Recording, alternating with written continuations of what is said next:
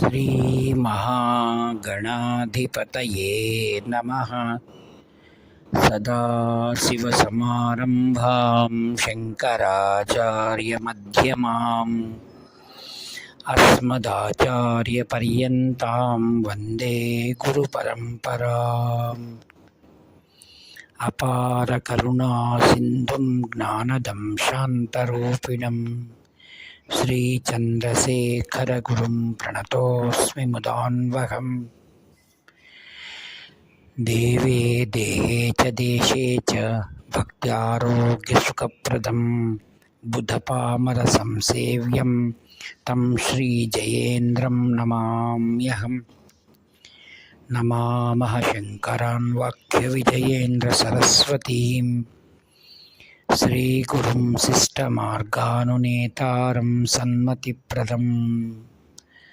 ಸರ್ವಮಂಗಳಮಾಂಗಲ್ಯೇ ಶಿವೆ ಸರ್ವಾರ್ಥಸಾಧಿಕೆ ಶರಣ್ಯೇ ತ್ರ್ಯಂಬಕೆ ದೇವಿ ನಾರಾಯಣಿ ನಮೋಸ್ತುತೆ. ಆತ್ಮೀಯರೇ, ಹಂತ ಹಂತವಾಗಿ ಕಾಂಚಿ ಕಾಮಕೋಟಿ ಪೀಠಾಧಿಪತಿಗಳ ಶ್ರೀ ಶ್ರೀ ಶ್ರೀ ಚಂದ್ರಶೇಖರೇಂದ್ರ ಸರಸ್ವತಿ ಮಹಾಸ್ವಾಮಿಯವರ ದಿವ್ಯ ಲೀಲೆಗಳನ್ನು ನಾವು ಶ್ರವಣವನ್ನು ಮಾಡ್ತಾ ಇದ್ದೇವೆ. ಮಹಾಸ್ವಾಮೀಜಿಯವರು 1978ರಿಂದ ಹಿಡಿದು 6 ವರ್ಷಗಳು ವಿಸ್ತಾರವಾಗಿರ್ತಕ್ಕಂಥ ದಕ್ಷಿಣ ದೇಶದ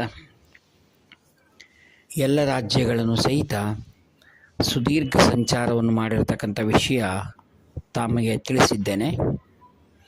ಆ ಸಂದರ್ಭದ ಕೆಲವು ಮಹತ್ವವಾದ ವಿಷಯಗಳನ್ನು ನಿಮ್ಮ ಜೊತೆ ಹಂಚಿಕೊಳ್ತಾ ಇದ್ದೇನೆ.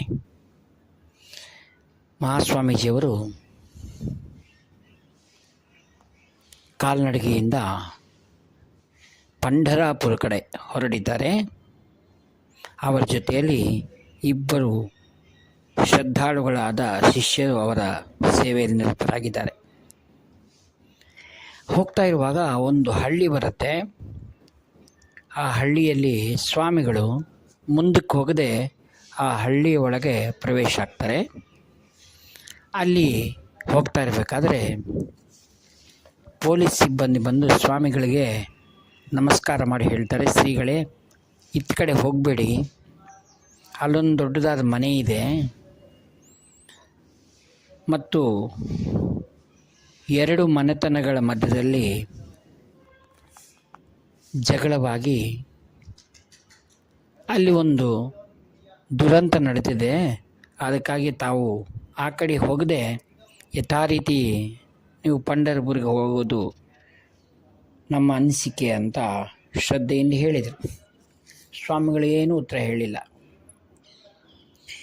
ತಾವು ಬಂದ ದಾರಿಗೆ ಹಾಗೇ ಹೋದರು. ಅಲ್ಲೆಲ್ಲ ಶಾಂತ ವಾತಾವರಣ ಇತ್ತು. ಶ್ರೀಗಳು ಅಂದು ಸಂಜೆ ಆಗಿತ್ತು.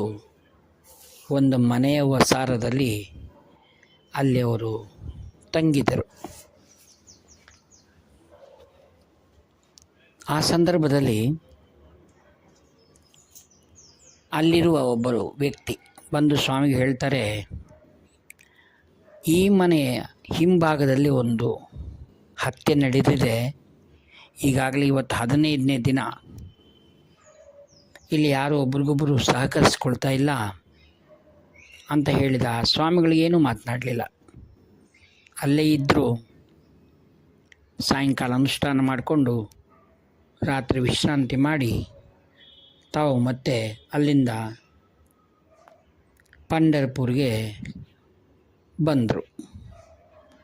ಇಲ್ಲಿ ಆಶ್ಚರ್ಯ ಏನು ನಡೆದಿದೆ ಅಂದರೆ, ಶ್ರೀಗಳು ಆ ಪ್ರಾಂತವನ್ನು ಬಿಡಬೇಕಾದರೆ ತಾವು ಧರಿಸಿರುವ ಪಾದುಕಗಳನ್ನು ಅಲ್ಲಿಯೇ ಆ ಮನೆಯಲ್ಲಿಯೇ ಒಂದು ಕಡೆ ಬಿಟ್ಟು ಹೊರಟಿದ್ದಾರೆ. ಆನಂತರ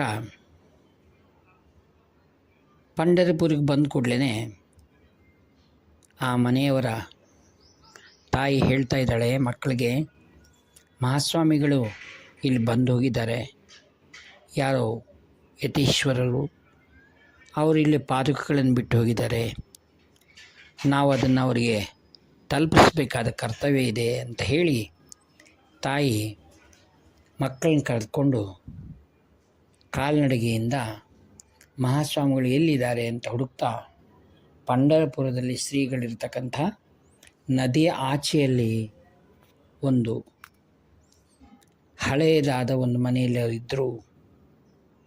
ಅಲ್ಲಿಗೆ ಹೋಗಿ ಸಾಷ್ಟಾಂಗ ನಮಸ್ಕಾರ ಮಾಡಿ ಅವರು ಹೇಳ್ತಾರೆ, ಮಹಾಸ್ವಾಮೀಜಿಯವರೇ, ತಾವು ಪಾದುಕಗಳನ್ನು ಬಿಟ್ಟು ಹೋಗಿದ್ದೀರಿ, 5 ದಿನಗಳಾಗಿದೆ.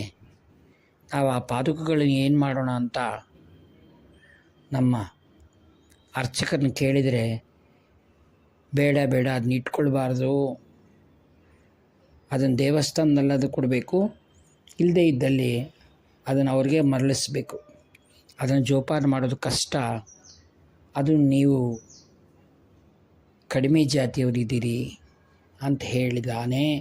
ಅದಕ್ಕೋಸ್ಕರ ನಾವು ಅದನ್ನು ಪೆಟ್ಟಿಗೆಯಲ್ಲಿ ಇಟ್ಕೊಂಡು ನಮ್ಮ ಮಕ್ಕಳ ತಲೆಯ ಮೇಲೆ ಇಟ್ಕೊಂಡು ಹೊತ್ಕೊಂಡು ಬಂದು ನಿಮಗೆ ಸಮರ್ಪಣೆ ಮಾಡ್ತಾಯಿದ್ದೀವಿ ಅಂತ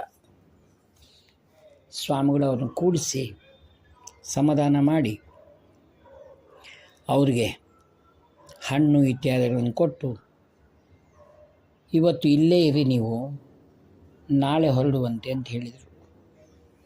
ಅವರು ತಮ್ಮ ಭಾಗ್ಯ ಅಂಥೇಳಿ ರಾತ್ರಿ ಪಂಢರಪುರದ ಶ್ರೀಗಳ ಸನ್ನಿಧಾನದಲ್ಲಿ ಒಂದು ಕಡೆ ಮೂಲೆಯಲ್ಲಿ ಆ ಮಹಾತಾಯಿ ಮಕ್ಕಳ ಜೊತೆ ವಿಶ್ರಾಂತಿಯನ್ನು ಮಾಡಿ, ಬೆಳಗ್ಗೆ ಶ್ರೀಗಳು ಹೇಳಿದರು, ಹೋಗಿಬಿಟ್ಟು ಚಂದ್ರಭಾಗಾ ನದಿ ಸ್ನಾನ ಮಾಡಿ ಪಂಢರಪುರ ಇಲ್ಲಿಂದ ನಮಸ್ಕಾರ ಮಾಡ್ಕೊಂಬಿಡಿ ಅಂತ ಹೇಳಿದ್ಲು.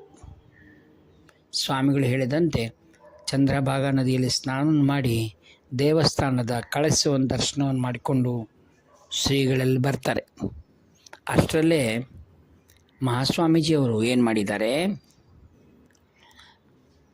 ಆ ಪಾದುಕೆಗಳ ಅಳತೆಯನ್ನು ತಮ್ಮ ಶಿಷ್ಯರಿಗೆ ನೀಡಿ ಸಮೀಪದಲ್ಲಿ ಅದನ್ನು ಕಲ್ಲು ಕೆತ್ತುವವ್ರ ಜೊತೆ ಅಂಥದೇ ಕಲ್ಲಿನ ಪಾದಕಗಳನ್ನು ಮಾಡಿಸಿ ತಮ್ಮ ಪಾದಗಳನ್ನ ಅದರ ಮೇಲೆ ಒತ್ತಿ ಅವ್ರಿಗೆ ನೀಡಿದರು. ಅವ್ರಿಗೆ ಆನಂದವಾಯಿತು. ಅವ್ರು ಹೇಳ್ತಾರೆ, ಈ ಕಲ್ಲಿನ ಪಾದಕ್ಕೆ ನೀವು ಒಯ್ದು ನಿಮ್ಮಲ್ಲಿ ಇಟ್ಕೊಳ್ಳಿ, ಅದನ್ನು ಪೂಜೆ ಸಲ್ಲಿಸಿ ನಿಮ್ಮೆಲ್ಲ ಸಂಶಯಗಳು ದುಃಖಗಳು ನಿವಾರಣೆ ಆಗುತ್ತೆ. ಶ್ರೀಗಳು ಹೇಳ್ತಾರೆ, ಈ ಒಂದು ನನ್ನ ಸ್ವಂತ ಪಾದಕ್ಕೆ ಕೊಡಬೇಕು ಅಂತ ಅಲ್ಲಿ ಬಿಟ್ಟು ಬಂದಿದ್ದೆ, ಆದರೆ ನೀವು ಸಂಶಯ ವ್ಯಕ್ತಪಡಿಸಿರೋದು ನಾನು ಇದನ್ನು ಕೊಟ್ಟಿದ್ದೇನೆ ಅಂತ ಹೇಳಿದರು. ಆವಾಗ ಅದನ್ನು ಬಹಳ ಭಕ್ತಿಯಿಂದ ಅದನ್ನು ಸ್ವೀಕಾರ ಮಾಡಿ ಮತ್ತೆ ತಮ್ಮ ಗ್ರಾಮಕ್ಕೆ ಬಂದರು. ನಾವು 1983ರಲ್ಲಿ ನಾವು ರಥಯಾತ್ರೆ ತೆಗೆದುಕೊಂಡು ಆ ಗ್ರಾಮಕ್ಕೆ ಹೋದಾಗ, ಆವಾಗ ಆ ಮಹಾಸ್ವಾಮಿಗಳು ಬಂದಾಗ ಯಾವ ಚಿಕ್ಕ ವಯಸ್ಸಿನಲ್ಲಿರ್ತಕ್ಕ ಮಕ್ಕಳು ಈಗ ಬೆಳೆದಿದ್ದಾರೆ, ಅವರು ಆ ಹಿಂದಿನ ಜ್ಞಾಪಕಗಳು ಮರೆಯುವಂತಿಲ್ಲ.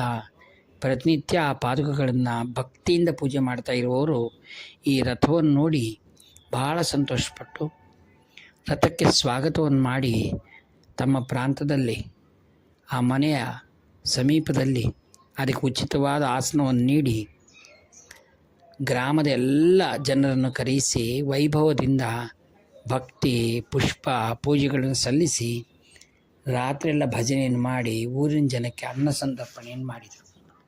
ನಾವು ಅವರು ಕೇಳಿದ್ವಿ, ಹಿಂದಿನ ವಿಷಯಗಳೆಲ್ಲ ನಮಗೆ ತಿಳಿಸಬೇಕು ಅಂತ ಕೇಳಿದಾಗ ಅವರು ಹೇಳಿದರು, ನಮ್ಮ ತಂದೆಯನ್ನು ವಿನಾಕಾರಣವಾಗಿ ಅವರು ಹತ್ಯೆ ಮಾಡಿದ್ದಾರೆ. ನಾವು ಬಾಲಕರಿದ್ವಿ, ಅದನ್ನ ವಿರೋಧಿಸುವ ಶಕ್ತಿ ನಮ್ಮಲ್ಲಿರಲಿಲ್ಲ. ಆದರೆ ನಮ್ಮ ತಾಯಿ ಮತ್ತು ನಮ್ಮ ಹಿರಿಯರೆಲ್ಲರೂ ಸಹಿತ ಯಾರೇ ಈ ದಾರಿಯಲ್ಲಿ ಯತಿಗಳು ಹೋದರೂ ಅವ್ರಿಗೆ ಕರೆಯಿಸಿ ಅವ್ರಿಗೆ ದಾಸೋಹವನ್ನು ಮಾಡ್ತಾಯಿದ್ರು. ಆ ಒಂದು ಪುಣ್ಯದಿಂದ ನಿಮ್ಮಂಥ ಮಹಾಪುರುಷರು ಸ್ವಾಮಿಗಳು ಇಲ್ಲಿ ಬಂದು ಹೋಗಿದ್ದಾಯಿತು, ನಮಗೆ ಕಲ್ಲಿನ ಪಾದಕೆ ಕೊಟ್ಟಿದ್ದಾರೆ ನೋಡಿ ಅಂತ ಅವರ ಮನೆಯಲ್ಲಿ ದೇವರ ಕೋಣೆಯಲ್ಲಿಟ್ಟಿರ್ತಕ್ಕಂಥ ಆ ಪಾದಕಗಳನ್ನು ನೋಡಿ ನಾವು ಬಹಳ ಸಂತೋಷವಾಯಿತು ನಮಗೆ. ಅಂದರೆ ಸ್ವಾಮಿಗಳ ಉದ್ದೇಶ ಏನಿತ್ತಂದರೆ ಆ ಮನೆಯ ಮಕ್ಕಳಿಗೆ ಆಶೀರ್ವಾದವನ್ನು ಮಾಡಬೇಕು, ಆ ಮನೆತನವನ್ನು ತನ್ನವನ್ನು ಉದ್ಧಾರವನ್ನು ಮಾಡಬೇಕು ಸಂಕಲ್ಪದಿಂದ ಅಂತಹ ಒಂದು ವಿಷಮ ಪರಿಸ್ಥಿತಿಯಲ್ಲಿ ಸಹಿತ ಅವರು ತಾವಲ್ಲಿ ಹೋಗಿಬಿಟ್ಟು ಆ ಪ್ರದೇಶವನ್ನೆಲ್ಲ ಪವಿತ್ರತೆಗೊಳಿಸಿ ಈಗ ಆ ಮಕ್ಕಳು ಒಳ್ಳೆಯ ಭೂಮಿ ಇದೆಲ್ಲ ಮಾಡಿಕೊಂಡು ಉತ್ತಮರಾಗಿ ಜೀವನ ಮಾಡ್ತಾಯಿದ್ದಾರೆ. ಹಾಗೆ ನಡೆದಾಡುವ ದೇವರಾದ ಕಾಂಚಿ ಪರಮಾಚಾರ್ಯರು ಭಕ್ತರ ಅಭಿವೃದ್ಧಿಗಾಗಿ ಉದ್ಧಾರಕ್ಕಾಗಿ ಅವರಿದ್ದಲ್ಲೇ ಹೋಗ್ಬಿಟ್ಟು ಅವ್ರನ್ನ ಅನುಗ್ರಹವನ್ನು ಮಾಡಿರತಕ್ಕಂಥ ಈ ಒಂದು ವಿಷಯ ನಮಗೆ ಬಹಳಷ್ಟು ಆನಂದವನ್ನು ನೀಡುತ್ತೆ. ಇದು ಸ್ಮರಣೆ ಅಂತ ಹೇಳ್ತಾರೆ. ಆನಂತರ ಮತ್ತೊಮ್ಮೆ ಅವರು ತಮ್ಮ ಕಾಂಚಿ ಪ್ರಯಾಣಕ್ಕೆ ತಿರುಗಿ ಹೋಗಬೇಕು. ಆ ಸಂದರ್ಭದಲ್ಲಿ ಮೆಹಬೂಬ್ ನಗರ್ ಆಂಧ್ರದಲ್ಲಿ ಅಲ್ಲಿ ಸಂಚಾರ ಮಾಡಿ ಹೋಗ್ತಾ ಇರ್ತಾರೆ. ದಾರಿಯಲ್ಲಿ ಒಬ್ಬ ತೋಟದ ಮಾಲೀಕ ಕೆಲಸ ಮಾಡುವವನು ಬಂದು ಶ್ರೀಗಳನ್ನು ನೋಡಿ ಸಾಷ್ಟಾಂಗ ದಂಡಪ್ರಣಾಮವನ್ನು ಮಾಡಿದ. ಅವನ ಒಂದು ವಿನಮ್ರತೆ ಶ್ರದ್ಧೆಯನ್ನು ನೋಡಿ ಶ್ರೀಗಳು ತಮ್ಮಲ್ಲಿರತಕ್ಕಂಥ ಒಂದು ಪುಸ್ತಕವನ್ನು ಶಿಷ್ಯರ ಮೂಲಕ ಅವನಿಗೆ ನೀಡಿದರು. ಆ ಪುಸ್ತಕ ತಮಿಳು ಭಾಷೆಯಲ್ಲಿತ್ತು. ಮೇಲ್ಭಾಗದಲ್ಲಿ ಮಾತ್ರ ಕಾಮಾಕ್ಷಿಯ ಒಂದು ಚಿತ್ರ ಇತ್ತು. ಅವನು ನೀಡಿ ಆಶೀರ್ವಾದವನ್ನು ಮಾಡಿ ಶ್ರೀಗಳು ಮುಂದೆ ಹೊರಟರು. ಆ ಒಂದು ತೋಟದವನು ಬಂದು ಓಡಿ ಬಂದು ಹಿಂದುಗಡೆ ಮತ್ತೆ ಅವರಿಗೆ ಹಣ್ಣುಗಳನ್ನು ನೀಡಿ ನಮಸ್ಕಾರವನ್ನು ಮಾಡಿ ಕೃತಜ್ಞತೆ ಸಲ್ಲಿಸಿದ ಶ್ರೀಗಳು ಮುಂದೆ ಹೊರಟರು. ಇಲ್ಲೇನಾಗಿದೆ, ಆ ವ್ಯಕ್ತಿಯು ಬಂದು ಒಳಗಡೆ ನೋಡ್ತಾನೆ. ಆ ಪುಸ್ತಕದ ಎಲ್ಲವೂ ಸಹಿತ ತಮಿಳು ಭಾಷೆಯಲ್ಲಿತ್ತು. ಆದರೆ ಏನೂ ಅರ್ಥ ಆಗದೇ ಇದ್ದರೂ ಪರವಾಗಿಲ್ಲ, ಪ್ರತಿನಿತ್ಯ ಅದ ದೇವರ ಕೋಣೆಯಲ್ಲಿಟ್ಟು ಅದಕ್ಕೆ ಪುಷ್ಪಗಳನ್ನು ಸಮರ್ಪಣೆ ಮಾಡಿ ಕಾಮಾಕ್ಷಿ ಚಿತ್ರಪಟಕ್ಕೆ ನಮಸ್ಕಾರವನ್ನು ಮಾಡ್ತಾಯಿದ್ದ. ಅವನಿಗೆ ಯಾವ ವಿಷಯವೂ ಗೊತ್ತಿಲ್ಲ. ಕಾಂಚಿ ಇದೆ, ಕಾಮಾಕ್ಷಿ ಇದೆ, ಯಾವುದೂ ಗೊತ್ತಿಲ್ಲ. ಆದರೆ ಅಂತ್ಯಕಾಲ ಬಂದಿದೆ. ಅಂತ್ಯಕಾಲದಲ್ಲಿ ಅವನು ಆ ಪುಸ್ತಕವನ್ನು ತರಿಸಿ ತನ್ನ ಮಗನ ಮೂಲಕ ತನ್ನ ಎದೆಯ ಮೇಲೆ ಇಟ್ಕೊಂಡು ಮಲಗುತ್ತಾ ಮತ್ತೊಮ್ಮೆ ಶ್ರೀಗಳನ್ನು ಸ್ಮರಣೆಯನ್ನು ಮಾಡ್ತಾ ತನ್ನ ಕೊನೆ ಶ್ವಾಸವನ್ನು ಭಗವಂತನಲ್ಲಿ ಸೇರಿಸಿದ. ಅದಕ್ಕೆ ಹೇಳ್ತಾರೆ, ಸ್ವಾಮಿಗಳು ಅಂತ್ಯಕಾಲದಲ್ಲಿ ತನ್ನ ಸ್ಮರಣೆಯನ್ನು ಮಾಡಲಿಕ್ಕಾಗಿ ಒಂದು ಸಹಾಯಕವಾಗಿ ಒಂದು ಪುಸ್ತಕವನ್ನು ನೀಡಿದ. ಆ ಪುಸ್ತಕದ ಸಹಾಯದಿಂದ ಜ್ಞಾಪಕವನ್ನು ಮಾಡಿಕೊಂಡು ನತಮಸ್ತಕನಾಗಿ ಮಹಾಸ್ವಾಮಿಯ ನೆನಪಿನಲ್ಲೇ ಅವರ ಪಾದಗಳನ್ನು ಸೇರಿದ. ಭಗವದ್ಗೀತೆಯಲ್ಲಿ ಒಂದು ದೃಷ್ಟಾಂತವಿದೆ. ಭಗವಂತನ ಕೃಷ್ಣ ಹೇಳ್ತಾನೆ, 8ನೇ ಅಧ್ಯಾಯ 5ನೇ ಶ್ಲೋಕದಲ್ಲಿ ಬರುತ್ತೆ, ಅಂತ್ಯಕಾಲೇ ಚ ಮಾಮೇವ ಸ್ಮರನ್ ಉಕ್ತ್ವಾ ಕಲೇವರಂ ಯಹ ಪ್ರಯಾತಿ ತ್ಯಜನ್ ದೇಹಂ ಸಯಾತಿ ಪರಮಾಂ ಗತಿಂ.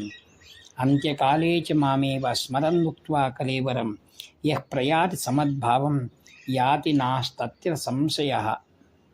ಅದಕ್ಕೆ ಹೇಳ್ತಾರೆ, ಯಾರು ಅಂತ್ಯಕಾಲದಲ್ಲಿ ನನ್ನನ್ನೇ ಸ್ಮರಣೆಯನ್ನು ಮಾಡ್ತಾ ದೇಹ ತ್ಯಾಗವನ್ನು ಮಾಡ್ತಾರೋ ಅವರು ಮತ್ತೊಂದು ಜನ್ಮವಿಲ್ಲದೆ ನನ್ನನ್ನೇ ಸೇರಿಕೊಳ್ತಾರೆ ಅಂತ.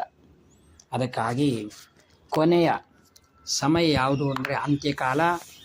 ಅಂತ್ಯಕಾಲದಲ್ಲಿ ನಮಗಾಗಿ ಒಂದು ನೂತನ ಶರೀರವು ನಿರ್ಮಾಣವಾಗಿರುತ್ತಂತೆ. ಆದರೆ ನಮ್ಮ ಕರ್ಮಗಳ ಅನುಸಾರವಾಗಿ ಆ ಕರ್ಮಗಳ ಅನುಸಾರವಾಗಿ ನಾವು ನೂತನ ಶರೀರವನ್ನು ಮಾಡಿ ಮತ್ತೆ ಜೀವನ ಪ್ರಾರಂಭಿಸ್ತೀವಿ. ಅದು ಯಾವುದಾದ್ರೂ ಆಗಿರಬಹುದು, ಕ್ರಿಮಿ, ಕೀಟ, ಪಶು, ಪಕ್ಷಿ, ಮಾನವ ಯಾವುದಾದ್ರೂ ಆಗಿರ್ಬೋದು. ಆದರೆ ಅಂತಹ ಒಂದು ಮತ್ತೊಂದು ಜನ್ಮವಿಲ್ಲದಂತೆ ಮಾಡ್ತಾ ಇರೋದು ಯಾವುದು ಅಂದರೆ ಸಾಕ್ಷಾತ್ಕಾರ, ಜೀವನ್ಮುಕ್ತಿ. ಅಂಥದ್ದು ದಯಮಾಡಿಸಿದವರು ಕಾಂಚಿ ಕಾಮಕೋಟಿ ಪರಮಾಚಾರ್ಯರು. ಅದಕ್ಕಾಗಿ ಸದಾ ಸರ್ವದಾ ಅವರ ಚಿಂತನೆಯನ್ನು ಮಾಡ್ತಾ ಸರ್ವ ಶ್ವಾಸವನ್ನೆಲ್ಲವನ್ನೂ ಸಹಿತ ಈ ವಾಕ್ಪುಷ್ಪಗಳನ್ನು ಅವರ ಅಡಿದಾವರೆಗಳ ನಿರಹಂಕಾರಪೂರ್ವಕ ಸಮರ್ಪಣೆಯನ್ನು ಮಾಡ್ತಾ ಈ ವಾಕ್ಪುಷ್ಪಗಳನ್ನು ಅವರ ಸಮರ್ಪಣೆ ಮಾಡ್ತಾಯಿದ್ದೀನಿ. ಇಂತಿನ ನಿಮ್ಮ ಪ್ರಿಯತಮ ವಿಶ್ವಾಸಿ ನಿವರ್ತಿ ನಾಗಭೂಷಣ ಶರ್ಮ. ಹರ ಹರ ಶಂಕರ, ಜಯ ಜಯ ಶಂಕರ. ಹರ ಹರ ಶಂಕರ, ಜಯ ಜಯ ಶಂಕರ. ಹರ ಹರ ಶಂಕರ, ಜಯ ಜಯ ಶಂಕರ.